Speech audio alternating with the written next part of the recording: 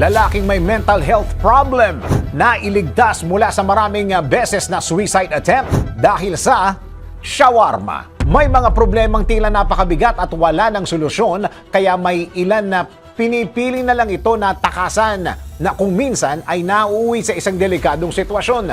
Tulad na lamang ng lalaking ito na inilagay ang sarili sa kapahamakan nang subukan itong bawiin ang sariling buhay.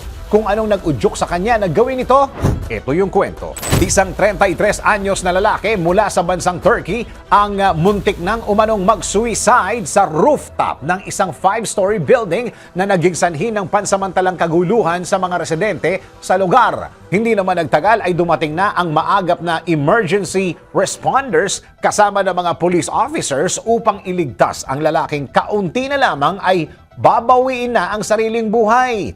Ayon po sa report, hindi naging madali ang naging negosasyon sa lalaking lalo nang makita nilang tila hindi mapakali o balisa ang lalaki, kaya naman imbis na palalain ay inintindi na lamang nila ang pinagdaraanan nito at in-approach sa mas kalmadong paraan. Hindi naman nagtagal ay napakalma rin ang lalaki na nagsabing siya raw ay nagugutom kaya nagawa ang insidente.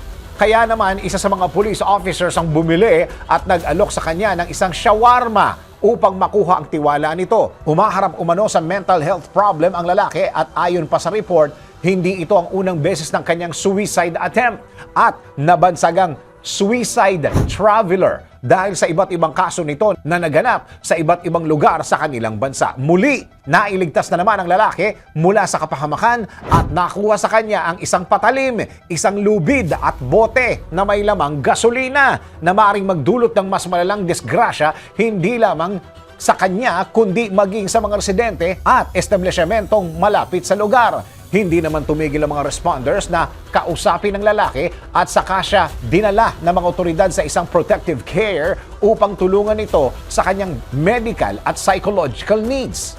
Ikaw, may kakilala ka rin ba na katulad ng ating bida? Ano naman kaya ang pinakita mong kabutihan para sa mga taong may pinagdadaan ng mental health problem? DWIZ Research Report. Report.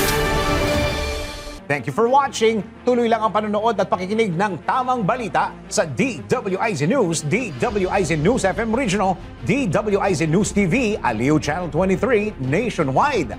Mag-follow, like, subscribe at i-share ang aming mga social media accounts.